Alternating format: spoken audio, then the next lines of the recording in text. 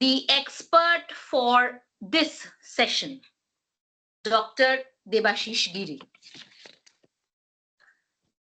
Dr. Debashish Giri has done his MBBS from North Bengal Medical College, MD in Medicine and DM in Endocrinology from IPG ME&R. He is the Senior Consultant, Endocrinologist and Medical Director of Sugarline Healthcare, Naktola, Kolkata. He is a visiting consultant and endocrinologist at Iris Hospital, Kolkata. He has 15 publications in national and international journals. He has the reputation of participating in 4 multi-center clinical trials in India. He was a faculty in endocrinology in NRS Medical College during 2011 and 12. He is a faculty in National Diabetes Educator Program, CCE BDM. He's a regular speaker and faculty at multiple regional and national diabetes and endocrinology conferences and health awareness seminars. I extend a warm welcome to you and request you to begin your speech for the 1-hour session. I would request the participants to put their questions after the culmination of Dr. Giri's speech. Dr. Giri, a very warm welcome, and you can please start your session. Yeah, thank you. I don't know why my video is not coming. Sir, you are visible in the sense. No, you yourself, you are not visible. That is.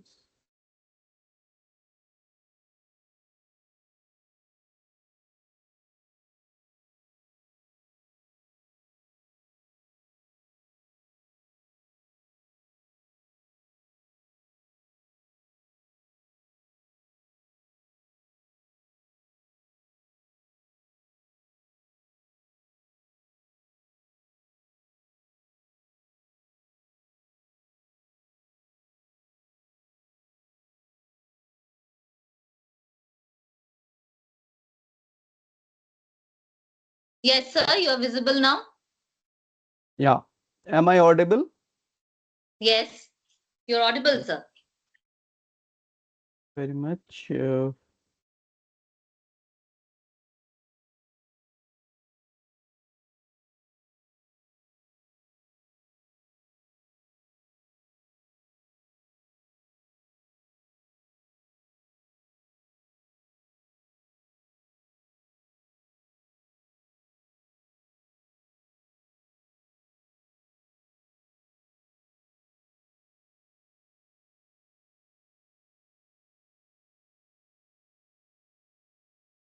Yeah, is my slides visible now?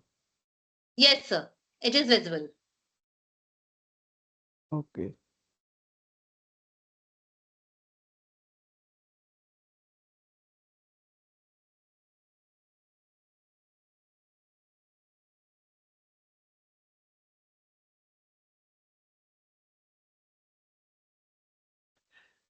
So thank you very much. Thank you, Dr. Rupa Bhattacharya, for inviting me in this educational program and maybe a crosstalk like this. And thank you, Madam Dr. Jumur Ghosh, for giving me so nice introductions. But I will try to keep the thing simple. But this topic of diabetes and technology is new to not only you, but also to me. We are also in an evolving phase of using newer technology in the field of diabetes as a whole. In the field of medicines, the technology is so advancing along with the new and newer medicines. Both the are now going hand in hand. The development in the therapeutics and the development of applications of different technology in the field of medicines, and diabetes is not an exception. So diabetes remains one of the major field where the use of technology is becoming very much advanced nowadays.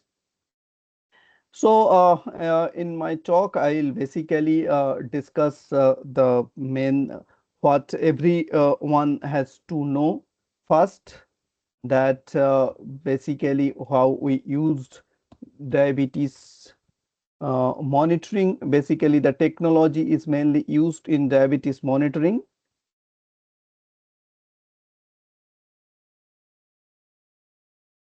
So, and the uses of the newer technologies in the field of diabetes management, and what are the future, and a little bit info on the use of artificial intelligence in the field of diabetes. So, to begin with, basically, what is diabetes? And many of you actually hear this term every now and then. The term is diabetes, but in a proper term, it is called diabetes mellitus. This is a Latin word, and its basically meaning is sweet urine, because in the era when it was first diagnosed, there was no other method to diagnose diabetes. The diabetes was diagnosed with from the taste of urine. So urine becomes sweet in the disease called diabetes. Diabetes means more urine, and mellitus means sweet. So sweet urine is the diabetes, and from that era we have developed gradually. So initially there was ant in the urine that actually leads to the diagnosis of diabetes of a person. Then now we are actually using the proactive health checkup or preventive health checkup that are nowadays diagnosing many of people with diabetes. Diabetes is basically a metabolic disorder, and though it's mainly related with the disorders of carbohydrate metabolism, but there are a chunk of metabolism disorder, including all the other components also have difficulties in metabolism, like fat metabolism, protein metabolism, and also the different mineral metabolism are hampered. So this is glucose is both underutilized as an energy source and overproduced due to inappropriate glucose productions and glucose breakdown, so the ultimately resulting in a high blood sugar. Basically, the total sugar content of a person with diabetes and a person with not with diabetes may be equal in a total body content of sugar may be equal, but the difficult difference between a diabetic person and a non-diabetic person is the blood sugar presence of sugar or glucose in the blood and in the interstitial fluid or different fluid, not inside the cell. So the deficiency is basically in the area that diabetes in diabetes, it is basically glucose cannot enter into the cell, so it increases in the blood and interstitial fluid and any other fluid compartment of the body, but not inside the cell. So that is, and the presence of sugar in the blood is basically toxic to the whole system. And we know diabetes is known for its complications. So we actually don't treat diabetes to reduce the blood sugar numbers, but we treat diabetes basically to reduce the complications of diabetes, to give a healthier life, and to improve the quality of life of a particular patient. And our motto by treating diabetes is basically to treat the complications, to reduce the complications, and to give a healthier life to an individual. So, in the basics, diabetes is basically divided in type 1 and type 2 diabetes. Another common form of diabetes is nowadays included, that is called gestational diabetes.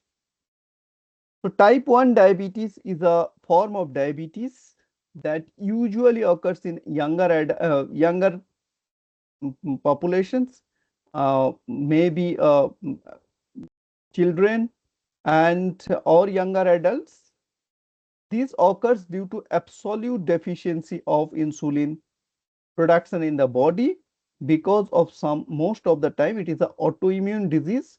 The body's some antibody becomes um, destructive to the pancreatic beta cells that produces insulin, and from the beginning, that is from diagnosis, this type of patient need insulin for the basically for life to live. They actually need insulin. And if they stop insulin for few days or maybe 2 3 days, the patient is become very sick and usually hospitalized. And for a long term, if they stopped insulin, the patient may die of insulin deficiency and very high blood sugar level and its complications. Type 2 diabetes is basically the common form of diabetes. Most of we know the patient diabetes is basically a type 2 diabetes. Type 2 diabetes is a form of diabetes that occurs due to both there is a deficiency in production of insulin and there is insulin resistance in the body. So even if the insulin may be present adequately, it actually cannot function properly due to the changes in the body that leads to insulin resistance. And in this part of the world or in India, it's maybe 95 to 98% of diabetes is basically type 2 diabetes. The basic difference of type 1 and type 2 diabetes is type 2 diabetic patients are most of the time, uh, usually they have a period that can be treated with non-insulin medications. So it can be oral tablets or it can be injections, but that not insulin. So insulin is usually not needed from the beginning. So though there is some deficiency of insulin, but there is some insulin that can act with the help of the medicines, non-insulin medicines, and the patients can have normal blood sugar or controlled blood sugar with the help of oral medications or sometimes non-insulin injectables also. Gestational diabetes is becoming more and more common nowadays. Basically, this is a form of diabetes that is diagnosed in the pregnancy. Most of the time, it is diagnosed in the second or third trimester, that is after the 12 weeks of pregnancy. This is the most commonly diagnosed, and most of the time, the patient have some form of risk factor for the developing diabetes, like it may be a patient age of patient age at pregnancy may be little higher. Patient may have a significant family history of diabetes in his parent. Patient may have overweight or a history of polycystic ovary syndrome. So these are the risk factors that usually lead to development of gestational diabetes. So with this basics, actually what we want to discuss is the use of technology in diabetes. Is that what is the requirement of using technology in the management of diabetes? Diabetes is one of the most prevalent disease in the world, that is a non-communicable disease affecting a large group of patients all over the world, including India. And mm, India is basically now the capital, diabetic capital of the world. and it's almost 5 crore people or 537 million people is living with diabetes. Approximately 5 to 10% had type 1 diabetes, and as I have mentioned, the type 1 diabetes percentage is little bit less in our country, but in the Western population, type 1 diabetes is little higher. So accurate measurement of blood glucose is the most important use of technology in the field of diabetes. So it is the measurement of glucose and changes in its management protocol in insulin use, in medicine use. So this is the main use of technology. Acute measurement of blood glucose as well as the proper titrations for the insulin administration is essential for proper management and prevent or delay the complications of diabetes. So in diabetes, what we want actually, so we want the patient have a near normal blood glucose profile that a normal person who doesn't have diabetes usually have. So we need a near normal blood glucose profile. By this, we actually have two goals. One is a recent goal and one is the distant goal. So nearer goal is basically to give a healthier lifestyle, near normal life of a person who has diabetes, and the distant goal is to reduce the complications of diabetes. Diabetes is known for its complications. Diabetes is dangerous for its complications. So we want to prevent or delay the complications as far as possible. So for that, what we actually need, as this is a seminar for basically non-medical community, so what we need is not the treatment what actually leads to uh, give you some importance. It is the monitoring and the usage of technology in the monitoring that is much more important, and that's the reason I have chosen this topic. So monitoring is the most important part of diabetes from a patient's perspective. So what you can do is improve your uh, outcome of a disease, particularly a chronic disease, by monitoring its progressions. So monitoring is one of the 5 important aspects of diabetes management, apart from the dietary modifications, improving exercise, having medications, proper follow-up, and having a proper awareness regarding the disease. So monitoring of diabetes is essential to identify the changes in blood glucose levels. It helps in achieving the desired glycemic targets. One can be taught to interpret the results and thereby revise the management protocols. And by monitoring, we help to make the changes in diet, medications, the lifestyle, and overall management of the disease at large. So the techniques for diabetes management in the monitoring is that we have different method of monitoring. Among these 3 most commonly known and where their use of technology is important. One is called SMBG. SMBG is meaning the self-monitoring of blood glucose by using the glucometers. CGMS, continuous glucose monitoring system, sometimes interchangeably called as ambulatory glucose profile. This is a system that can measure the glucose continuously for a certain period. And the blood test, among the blood test, we have a laboratory test of fasting postprandial blood sugar and a test called HbA1c.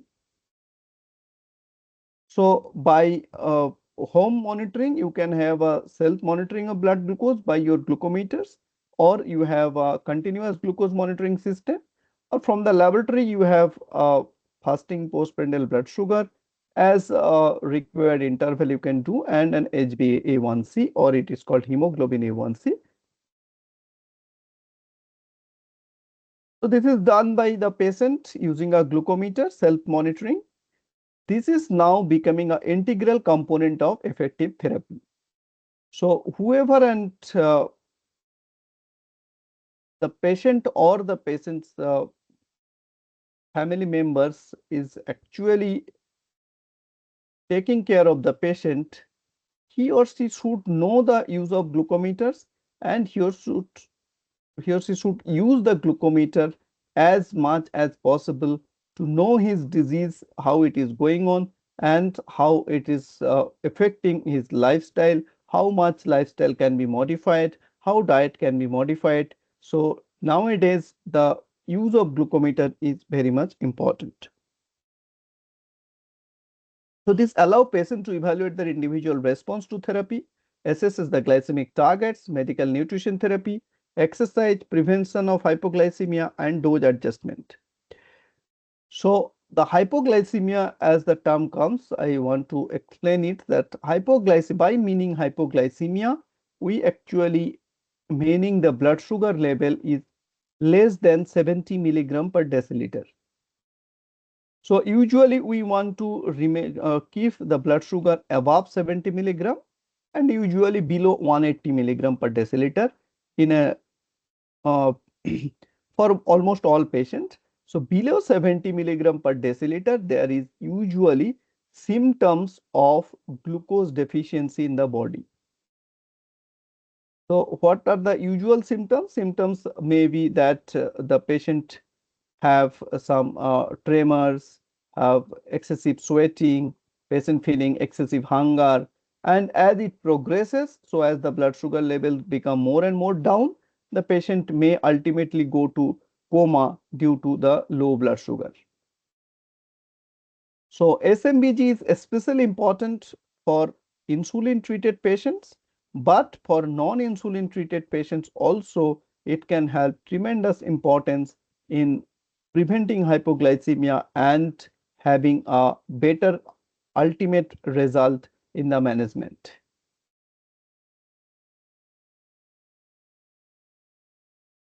So they are very basically reliable with the advance of technology. Nowadays, the glucometers are very reliable.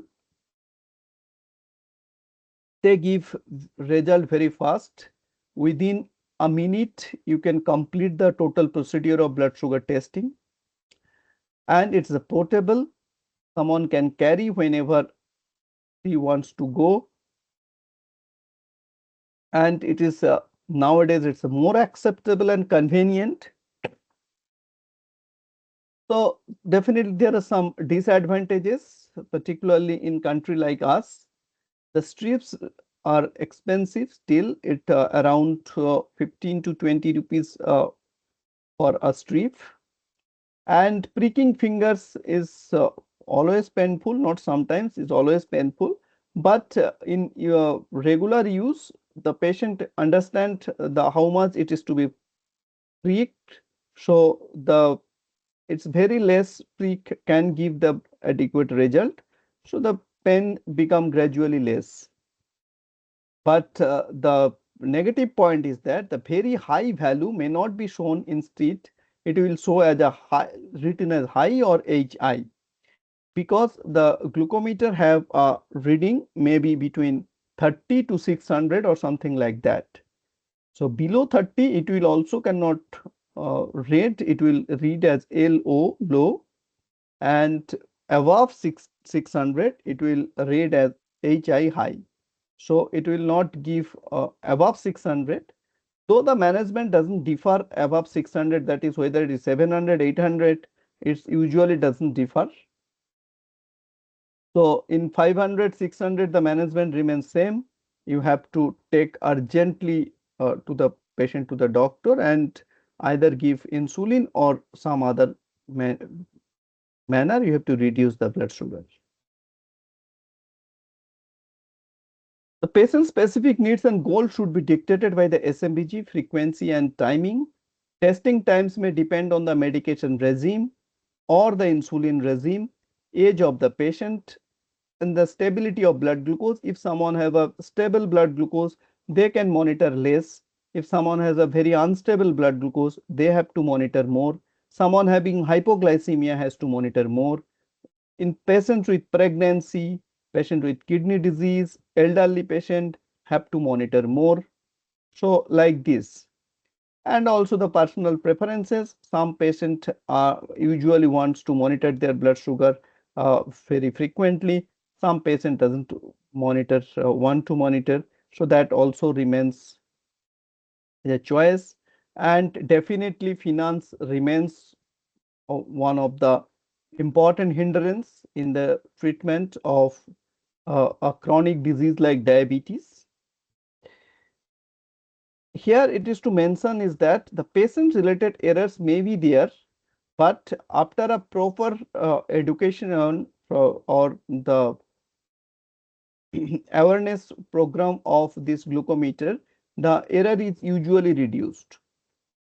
So in every visit, if the patient have a glucometer, we want the patient to carry the glucometer to our clinic or to our diabetic nurse, that the patient can be educated enough to use their glucometer properly and to use the data as it needed. So the readings are generally reported as being very accurate nowadays. There may be 10 to 15% difference between the glucometer result and the laboratory values.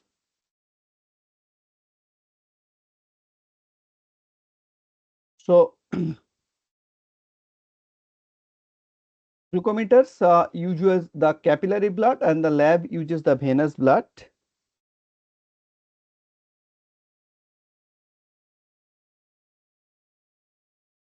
Capillary blood has a higher blood sugar value than the venous blood. So usually that is the reason most of the time there's a 10 to 15% higher value in glucometer than in the venous blood. And this is basically the enzymatic method is being used in the measurement of this blood sugar. So the strips actually contain enzyme, and that is usually the electrochemical method of testing. So it's there is some electrical changes, or there may be some light changes or color changes. These are the two systems, that is electrochemical and electrophotonic changes in the glucometer that is being used. The enzyme being used is glucose oxidase. So there are few differences in capillary blood sugar and the venous blood sugar. It's capillary is from the finger prick, venous is from vein puncture. So it is more painful. It requires more blood. It requires more venous blood, require more time, and you cannot repeat every day or like that. But self monitoring of blood glucose by glucometer, you can repeat at your will.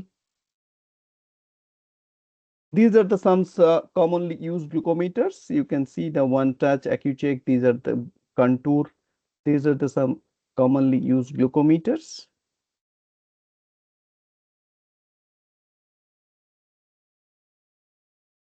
So many days these glucometers are now coming with their app. So that is basically integrated with the mobile app through their Bluetooth system. So the data in glucometer can be directly transferred to their app, and that can be stored. So nowadays, many a glucometer come with the app service. So that is basically the result you cannot write down or something. The result will be directly transferred to the that particular app of that particular glucometer provider. So that will be stored there, and you can share with your doctor at your will or in during the clinic visit. That is a wonderful thing nowadays. So that is also the technological advantage. Like for AccuCheck, I know it is called My Sugar app.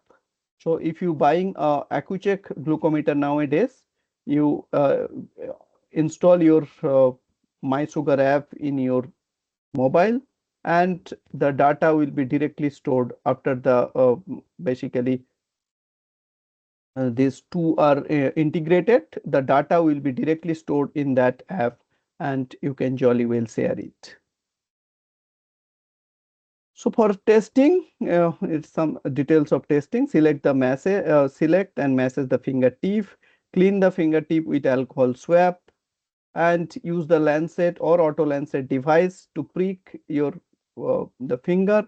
Apply the drop of blood onto the test strip, or many a time the basically the blood is sucked by the strip in the capillary action method, and wait for some time. It will give the result usually within 10 seconds, not more than that, and you dispose all that. So this is the steps for testing with the lancet, but sometimes if needed, you can directly prick. And explain the patient how to keep a blood glucose diary log, give reasons for keeping a diary, and that I am have discussing nowadays. If the app is available, it can be directly stored. Otherwise, the patient has to store it manually to get the maximum advantage.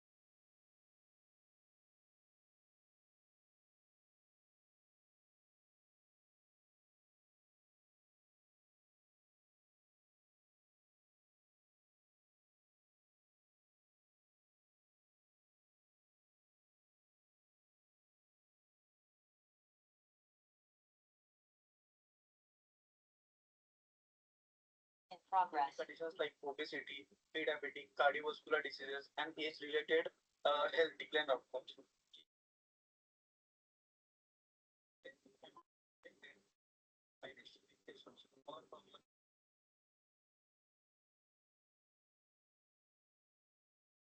So now we'll be going to the newer technologies.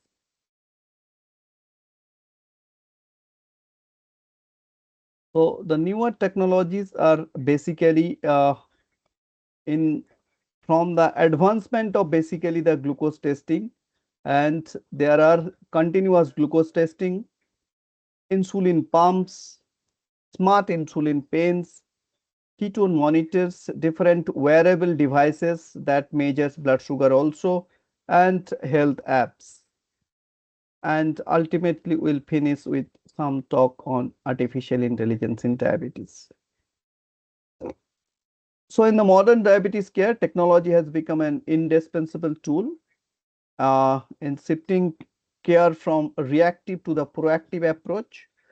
So in the proactive approach, by it means that we can detect the complications or the high blood sugar much before the patient actually uh, inform to us.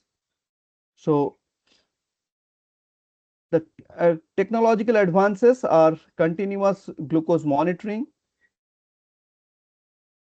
and the automated insulin device systems, artificial intelligence and machine learning, and different digital health applications. So continuous glucose monitors, or in other word, it is also called ambulatory glucose profile or AGP.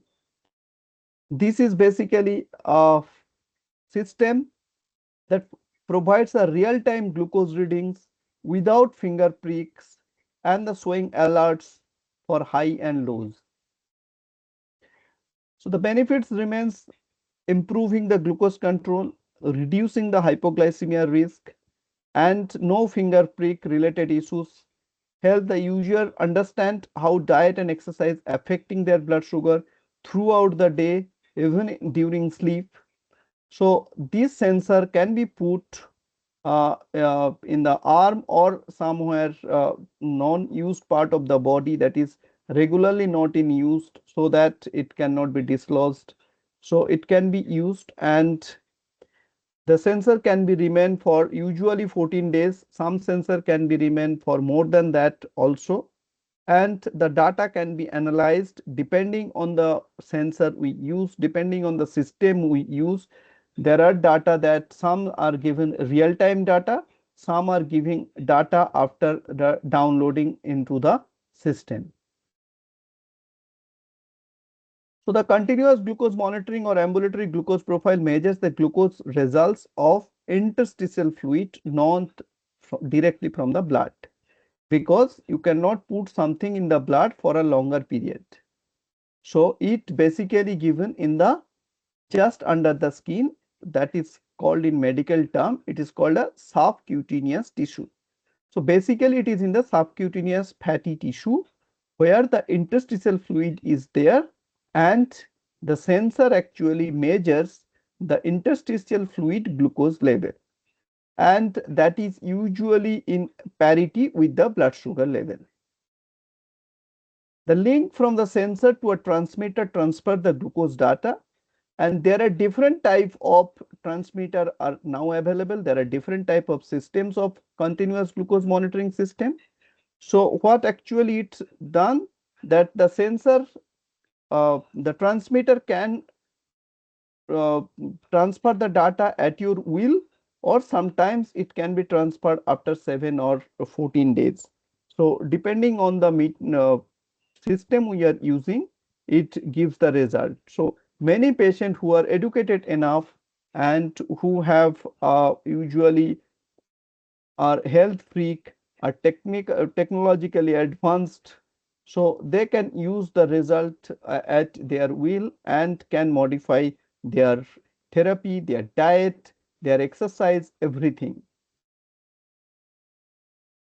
So it records the blood sugar trends and patterns throughout the day and night. The person can continue daily activities with the CGMS attached with this body. So it gives real-time informations about current blood glucose, short-term feedback about the effectiveness of diabetes, warning about hypo or hyperglycemia. The patient should receive the education to use this CGM and interpret the results according to the patient's basically education level and the patient's basically the technology friendly or not, that can be given.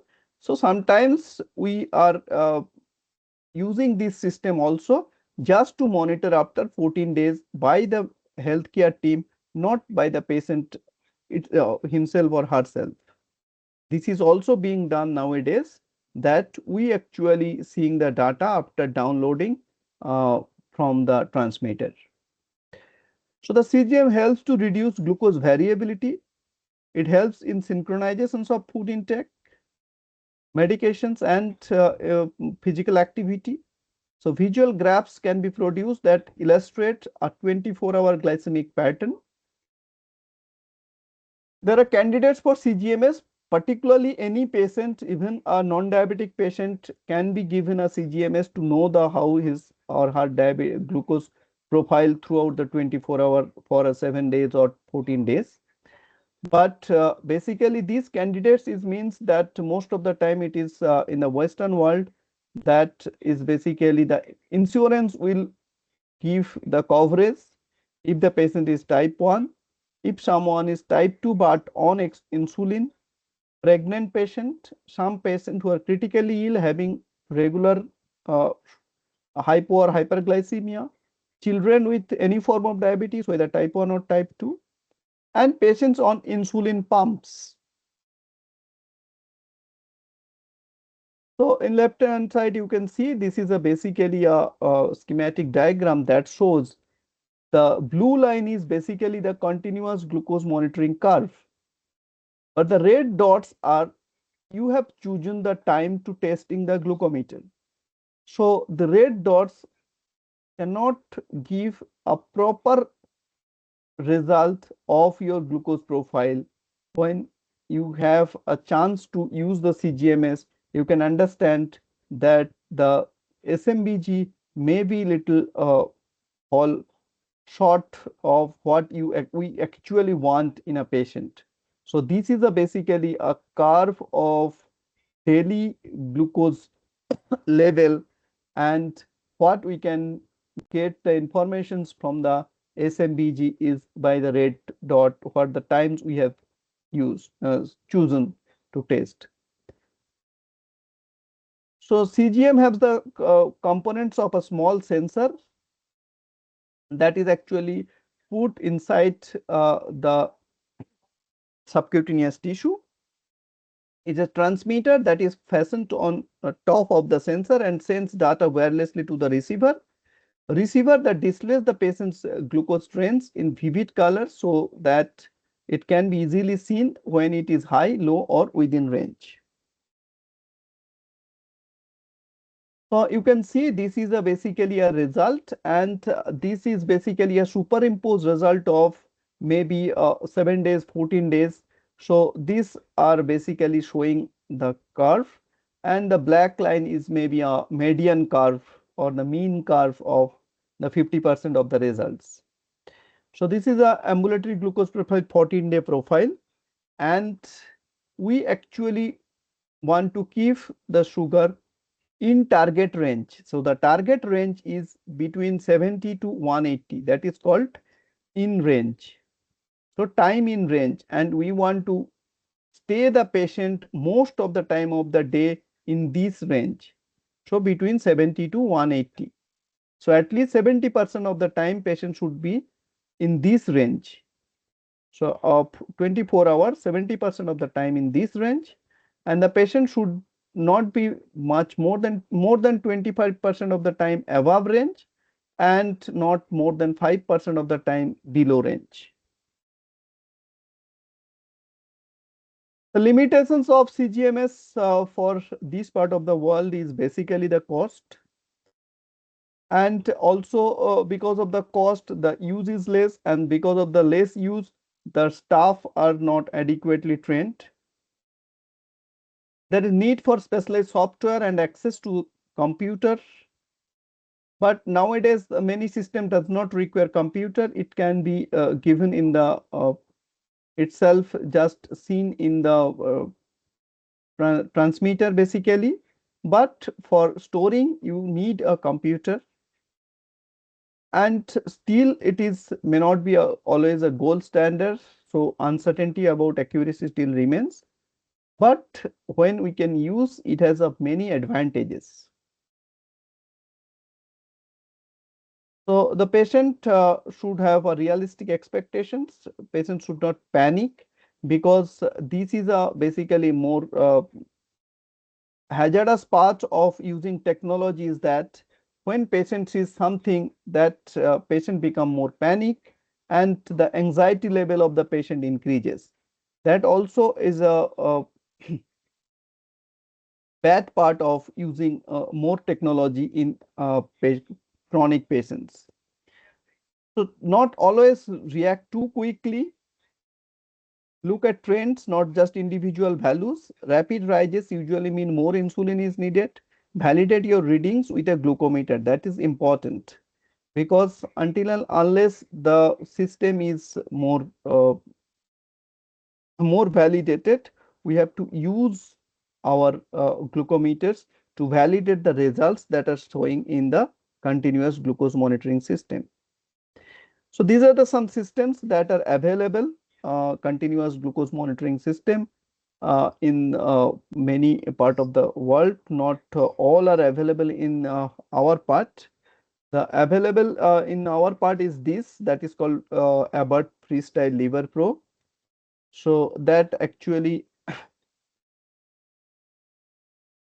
give very good result, and usually it uses we use it for 14 days and analyze the data, and we can modify the therapy. It's also very helpful when the patient's having brittle diabetes, sometimes patient having low blood sugar, sometimes high blood sugar. That type of patient using this actually helps our healthcare team to analyze the data and to give the patients a therapy that will not cause hypo or hyperglycemia.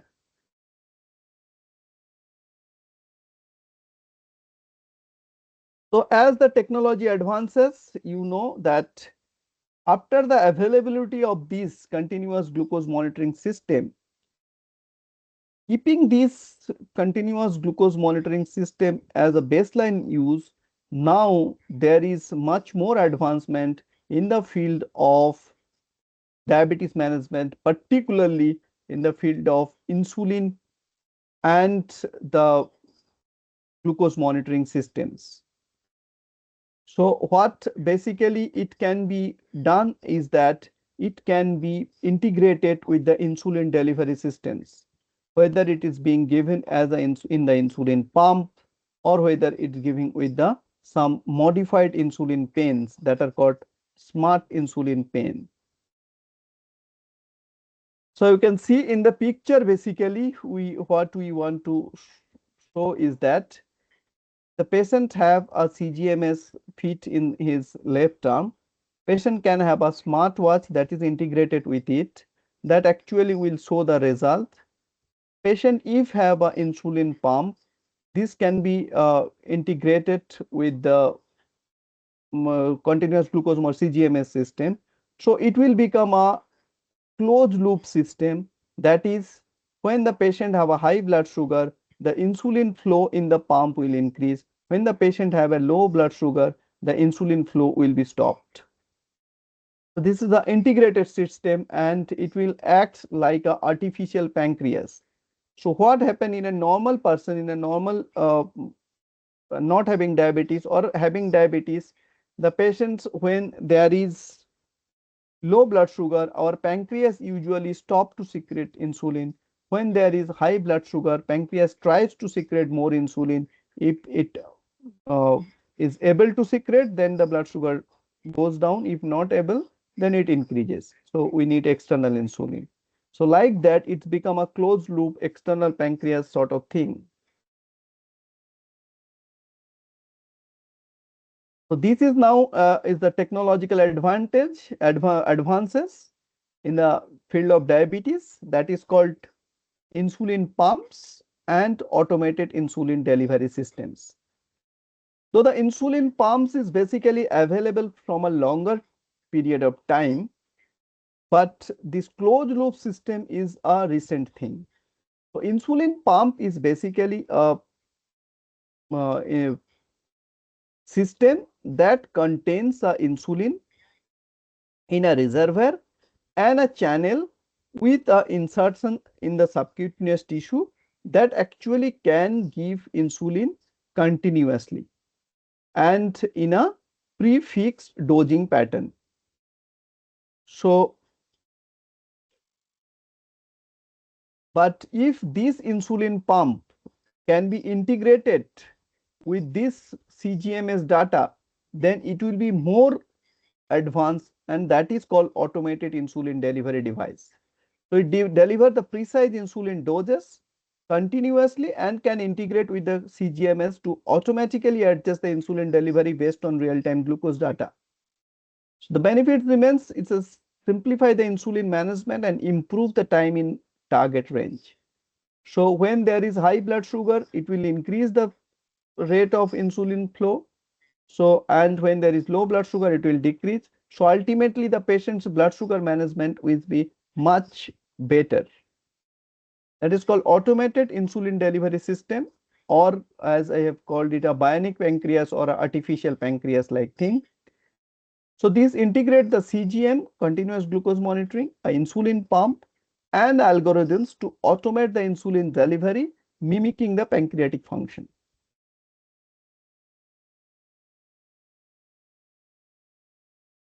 So there are many systems that is US FDA approved, though in our country there is only Medtronic is actually available. Some other company may be coming in recent future, but Medtronic insulin pump is now available. So this is maybe a closed loop system. As I have told that in the right side of the abdomen, there is a sensor. In the left side, this is a insulin pump. So this is basically a little older generation's insulin pump. So in this insulin pump, you can see that there is a tubing that actually goes inside the subcutaneous tissue, and these have some insulin reservoir, and these have some uh, knobs you can see to adjust the insulin release per hour or per minute. Like that we can adjust the dose. So in the earlier we have to do many manual thing, so we have to adjust the manually that it has to be flow the basal flow rate, and for the bolus, that is before meal, we have to adjust the bolus, how much carbohydrate we are eating. So that now can be basically integrated and maybe closed loop, that using a CGM data and the insulin data along with the exercise and the carbohydrate, how much someone is going to eat, that can be analyzed with the AI, and by digital twinning and the algorithm adjustment, there will be AI derived insulin dosing, and the automated insulin device system can be enhanced with AI.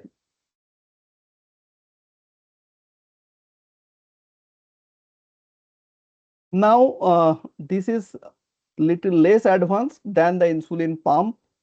So this is called smart insulin pens. So insulin pens, most of you have seen the insulin pens. So I'll first show you the insulin pen. This is the normal insulin pen that are available in two formats. One is called uh, uh, use and throw or not reusable. Another is reusable. In the not reusable, it contains 300 unit of insulin, and by dialing the dose in the behind, so you can dial the dose and fixing it, you will give. In the reusable, there is another part added. The cartridge can be replaced with the newer one. So that is a reusable cartridge.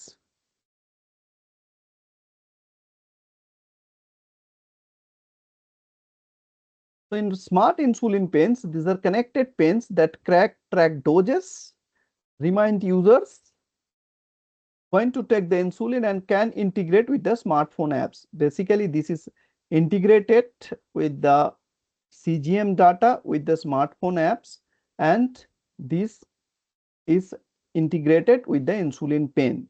So the insulin pen have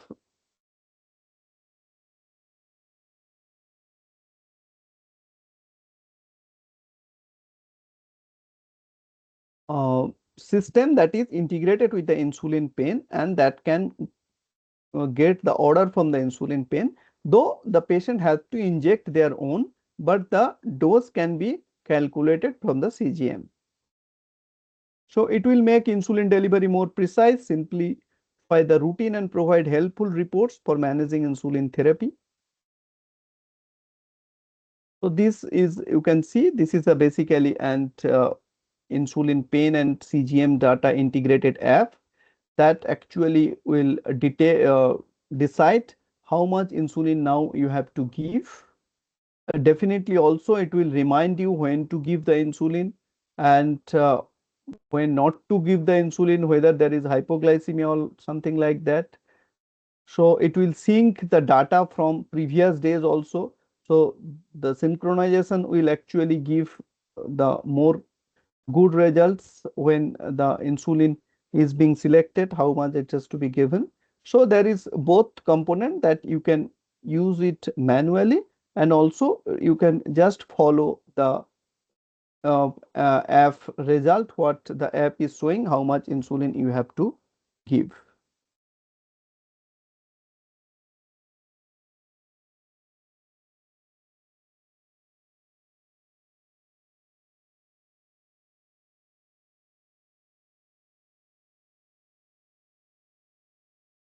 So now there are And other technological advantages of different health apps that also give rise to benefits in diabetes management, like the physical activity trackers, and also this patient, there is a diet trackers. So these all can be integrated with the insulin system that can lead to the better behavioral changes, improve adherence to the therapy, and also showing the visual feedback will be great for the patient. Ketone monitor is one of the monitor that is needed in patients with diabetes. Ketone bodies are the some chemical compounds that actually increases in presence of high blood sugar and in absence of insulin. When our body have less insulin or no insulin but high blood sugar, the sugar actually goes give rise to the ketone bodies by the metabolism, and these ketone bodies are dangerous when they become high level. So there are ketone monitors nowadays available that give rise to a faster diagnosis of a disease that is called diabetic ketoacidosis, and this is become dangerous in patients who are most of the time who are insulin dependent patients, type 1 and type 2 patients who are insulin dependent. Telehealth also is the technological advantages, and that have we have used most of the advantages we have taken, particularly in the COVID-19 times. But as COVID-19 goes, but we have become more technologically advanced, and we are now using telehealth in many setup, and also that gives a very many a patient give advantages for not coming to the doctor, or sometimes giving a rapid response to some uh, distantly or remotely located patients. So that is also a very good advantages in the field of technology and diabetes. And just to mention, that diabetes is probably is the disease that is more nearer to mathematics than other diseases in the field of medicines. So technology have definite impact on diabetes care. It will enhance the self management. Patient get better insight into the conditions. Patient have a better clinical outcomes. Streamline healthcare. It reduce the burden of inpatient visits, allows for more frequent data-driven check-ins with healthcare providers. This is particularly important for diabetes management because diabetes have many plus minus of insulin doses and other medicine doses, body weight calculation, calorie calculations. So it actually helps. Reduced inpatient burden, significantly reduce the inpatient burden by detecting the high or low blood sugar much earlier. So it gives definite advantages. Challenges, definitely it is a challenge, particularly in this part of the country, it's not world, in this part of the country, particularly in the eastern part of our country, the technological advances in the field of medicine is little lesser than the western part, northern part, or southern part. I don't know the reason. I am not a socioeconomic health expert, but definitely the technological advancement is not that advanced as that in other three, maybe north, west, and southern part of country. Diabetes continues to be a disease with a huge burden and requires more tools for better streamline management approach. Key technologies currently available for management of diabetes, as I have discussed, the CGMs, health apps, automated insulin delivery system, smart insulin pens, ketone monitors, and many more. So as we can integrate the diabetes, and as I know there are many technology persons in this seminar, so you can have development of more better, more advanced, and maybe lesser costly devices for this type of uses in the field of diabetes, and we will be helpful with your development. So some words regarding the AI revolutions, because not any technology discussion will be completed without some discussions on the AI. Artificial intelligence is transforming diabetes care also through advanced data analysis, pattern recognitions, and the predictive capabilities. So the algorithms. So algorithm is most used in diabetes than any other field in medicine. So machine learning, you know much better than me. It's a statistical technique to enable systems to learn from data without explicit programming. It identifies patterns in large databases to predict glycemic events and the personalizing treatment. Deep learning, advanced machine learning using complex neural networks with multiple layers, particularly powerful for image analysis like diabetic retinopathy. Diabetic retinopathy have a huge development, a huge improvement after the AI came. So AI applications in prediction and prevention, we actually want to predict the diabetes complications much earlier than previously we used. So here the AI comes in picture. AI can predict the complications. AI model can predict the complications much earlier, and we can prevent further complicating the system. So that is where we actually use, because diabetes is a disease of complications. So we want to reduce the complications in all the field of diabetes. So we need for that different images, particularly for the retinopathy, diabetic retinopathy, the retinal images, lifestyle, behavioral data, glucose data. So early intervention is possible with the help of AI, identifications of the modifiable risk factors and modify as early as possible, personalizing the prevention strategies, reducing the disease incidence. So this is the artificial intelligence in diabetes. In the left and left side, basically this is maybe for all the diseases, but in right hand side it is important, particularly the self-management tools, screening for the complications, automated insulin pumps, continuous glucose monitors, and also the predicting the therapeutic response, the risk stratifications, hospital operations and management, clinical decision support. This is maybe a BG slide, but this is all about the future development and the people who are going for the field of artificial intelligence. There will definitely be much more development in this field. This is an example of using artificial intelligence in diabetes complications, the retinopathy. So AI-powered deep learning algorithms can analyze retinal fundus photographs with accuracy comparable to human experts, detecting microaneurysm, hemorrhages, and exudates.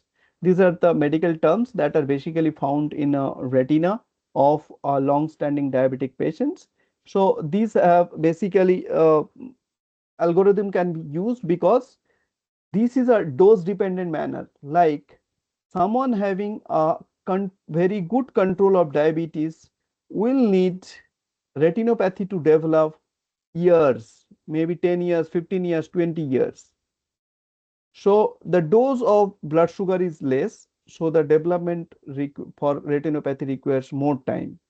But someone having a uncontrolled diabetes, having a very high blood sugar for a few years, maybe 2, 3, 5 years, will develop the complications. So these are the algorithms that, and by analyzing the picture also, it can detect very early stage and can dictate what the we as a doctor, what should we do, and also when to rescreen if someone doesn't have any complications or someone has just showing initial complications. So what we have to rescreen the patient, that is also can be detected by the AI based diabetic retinopathy screening. Other complications like nephropathy. Nephropathy is also important because the machine learning models can predict the progression of kidney disease. If there are less external interference, it can be predict very good. If there is external interference, that the patient is not following the advice or something like that, then there may be some differences. But if the patient is following and the data can be available for few years, then the nephropathy or the kidney disease progressions also can be predicted very good. Neuropathy, this is also after retinopathy, basically neuropathy progression is also very good detected by artificial intelligence. Foot ulcers, there's a AI-powered image analysis of early detections of the foot ulcers. There are foot technology basically that diabetic patients will take some pictures of their uh, walking foot pressures, and that can be analyzed. Cardiovascular also in diabetic or in non-diabetic patients, heart disease risk stratification models are also available. This is a model, though this is not till date commercially available, but this is a model of foot pressure analyzer. Basically, this is a matrix on foot pressure, temperature, pronation, and foot strikes that it actually helps in diabetic foot patients, also in other patients who have foot deformities, that how much changes in the foot pressure or how we can change his foot wear, and that can be detected by this technology. So it can actually help in preventing diabetic foot ulcers. So these are the development of digital health ecosystem. There are comprehensive approaches, wearable devices, mobile applications, cloud platforms, AI analytics, telehealth, all can be integrated in a future clinic, future diabetes clinic. All these can be integrated. So definitely there will be future of AI in diabetes that actually will be more precision medicines that will reduce the high dose of medicines and reduce the side effects of medicines, but give the same advantages. So by using artificial intelligence and using more and more technology, actually we want to reduce the dose of medicines but give the patient better life. So there is a new era of diabetes care is coming with the enhanced use of technology, that particularly AI, that is ushering a new era of diabetes care. We are moving from a one size fits all approach to a highly personalized, predictive, and participatory model of care that actually leads to enhanced clinical decision making, early interventions, patients impairment, and the resource optimizations. The future of diabetes care is intelligent, connected, personalized, and definitely technology dependent. Thank you very much. Thank you for your patient hearing. And I'll be stopping the sharing. So hope it was not much with the medical terminologies. Thank you, Dr. Giri. And I thought that it was very simply laid out, very easy for all of us to understand. We'll now be taking questions. So, participants, if you have any questions, please ask now. Questions that you want to put forward.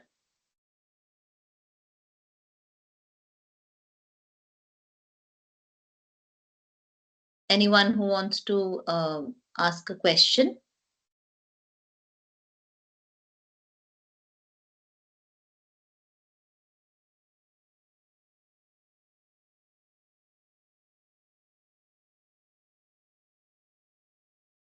Yes, Dr. Guha, you can unmute yourself.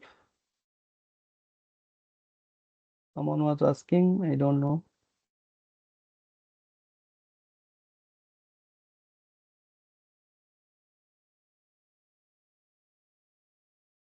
So anyone want to ask question, you can put it on the chat box.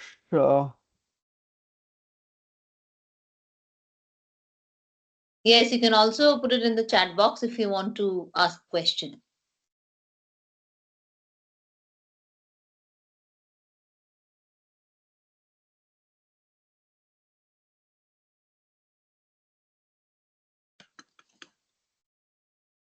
So I there think was a personalized question from Mr. Mojumdar that his wife doesn't have blood sugar, but she has a sugar fall. So, non-diabetic hypoglycemia is a disease basically that may be something related to insulin secretions or more insulin secretion for some diseases. So, this needs to basically to be investigated, and to prevent the hypoglycemia, you need to have a small frequent meals. So the patient doesn't have a longer gap between the meals, that for the prevention, but for the diagnosis, you need to investigate the reason for hypoglycemia, because non-diabetic or not on any medications having hypoglycemia is something that the patient has some degree of insulin, more insulin secretion than needed. So that has to be investigated. Thank you, Mr. Mojumdar. Okay. Any other questions? Yes. Question from Mr. Sachin Ahankar. Any Yeah, popular AI model I future I complications of? particularly, I sorry for that. I don't know the model, but retinopathy we have using the AI model, but I don't know the name actually. Okay. Any other questions? You can put it in the chat box, or you can unmute yourself and ask. Yeah, I have a question to Dr. Giri, Yes, uh, go on. regarding type 2 diabetics. So, what kind of treatment is preferable? Controlling glucose or controlling insulin secretion? So basically, we want both. Uh, Glucose is our main aim, to reduce the blood glucose in a patient with diabetes. To reduce the glucose, not to reduce too much, but to reduce the glucose is our target in any patient with diabetes, whether it is Right. type 1 or type 2 diabetes. But by having said that, the blood sugar reductions can be done by different method. So as I have already discussed that insulin is present in type 2 diabetic patients, at least during the initial years, but the insulin is not properly working. So we can have two methods basically in as a broad heading. We have two methods.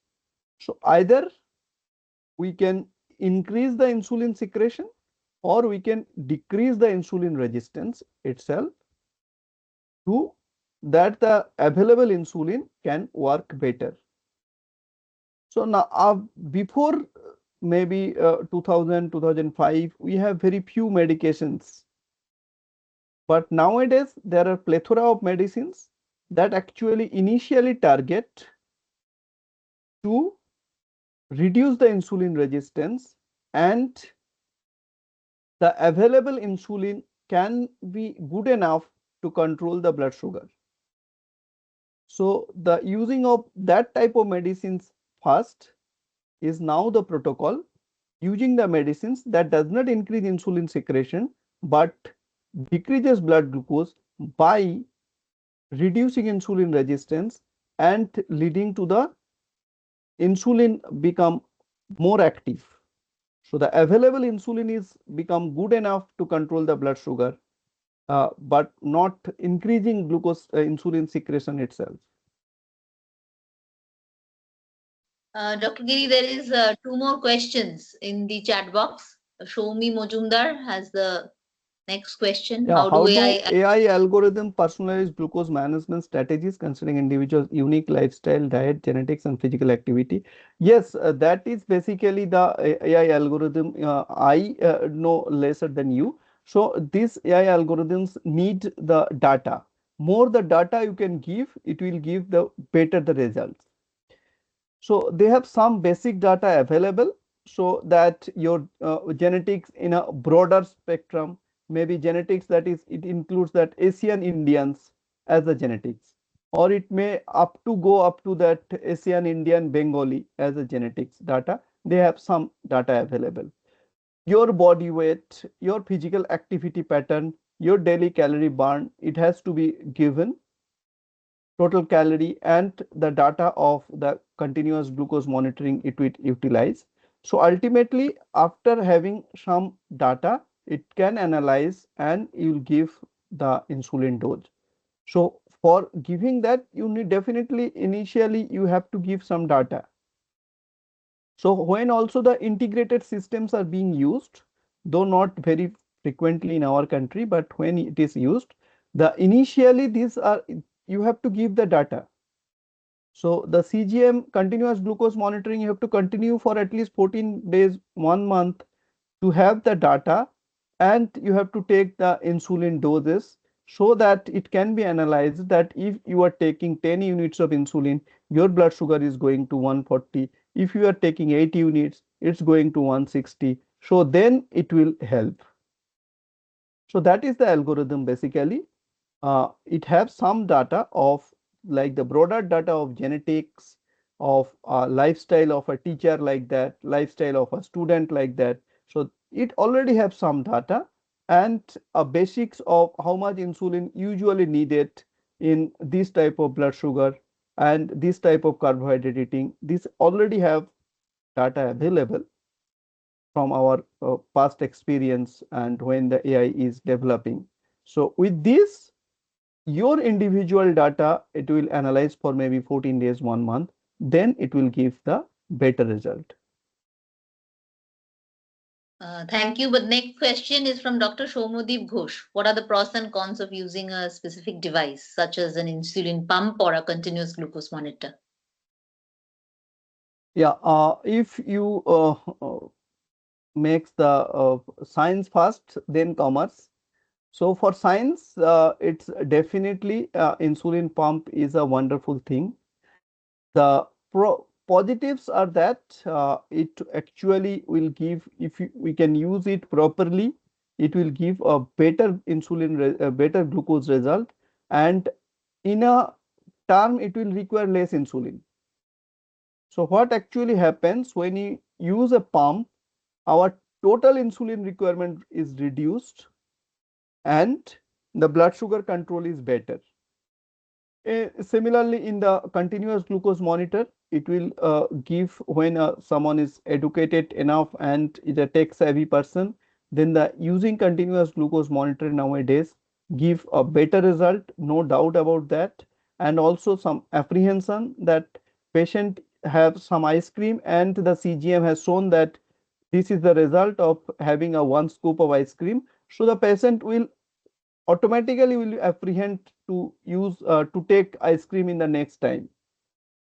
But the negative points is that some patients may become over anxious and may use so frequently that his mental health become a issue.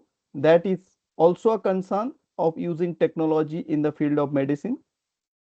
And another problem sometimes may be there that pump dysfunction. If you cannot identify a pump dysfunction, then there is a possibility of having a high blood sugar because the insulin is not going. So that is also a possibility. Sir, the next question, I think there's a case, there are two questions, in fact, by Dr. Prashanto Guho. Two parts to the question, different parts. First is the patient is diabetic, taking medicines regularly. Eating habit is also inclined towards high caloric food. HbA1c result is within limit. If the same continues, what type of risk the patient may assume in near future? That's the first part of the question. towards high caloric food, HbA1c results is within limit. If the patient continues, yeah, what happens actually when you have a high caloric diet and taking medicines, your HbA1c is well controlled. So most of, of the time, basically, you have a little higher medication dose. So that actually, if you cannot modify your diet, that actually, if you maintain your HbA1c, the complications chances are less, but the chances of medication failure is high. By medication failure, what I want to mean is that you will need more medicines in near future to keep the HbA1c at that range if your high caloric diet and maybe other lifestyle modification is not, if not there, if you are not exercising well. So to maintain that HbA1c, you need more medicines in near future. So that is for near future. And is there any impact of screen time on diabetic patient? At part, the screen time is usually similar for all the patient, but definitely the as the screen time increases, the sedentary time increases. So for that perspective, you have more chances of having high blood sugar because you are becoming more and more physically inactive with your increasing screen time. That can be indirectly related. Otherwise, the bad effects of screen time is for same with diabetic and non-diabetic patients. And for diabetic patient, having eye problem is much higher. So that may be related.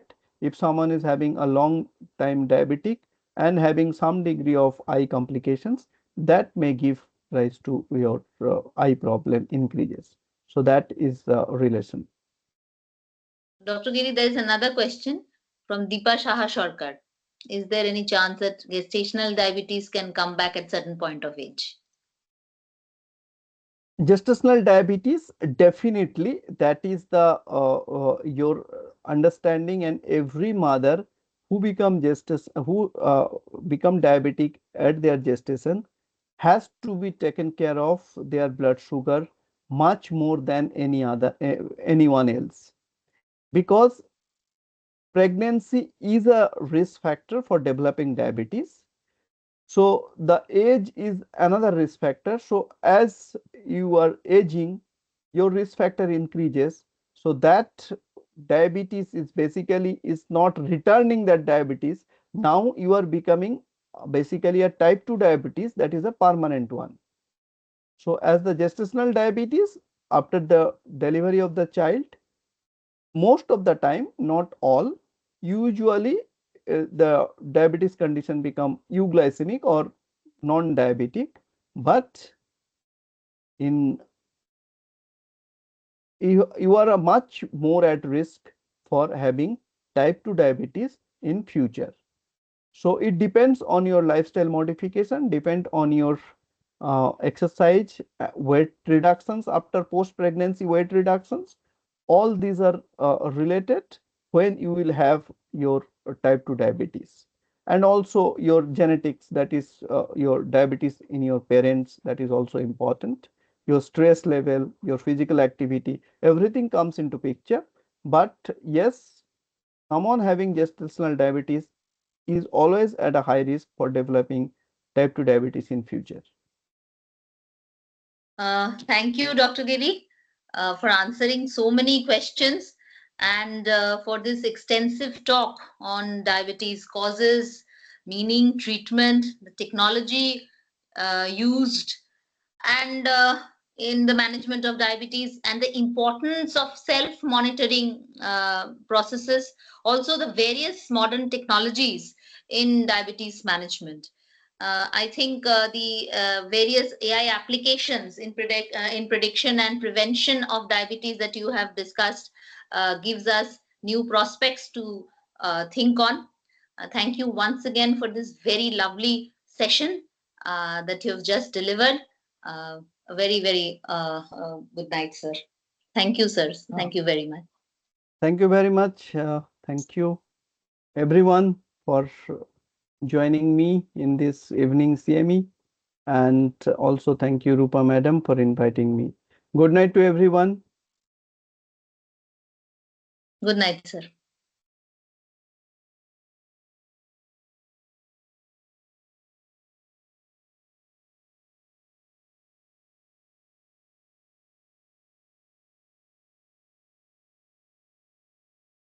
I think that concludes today's session.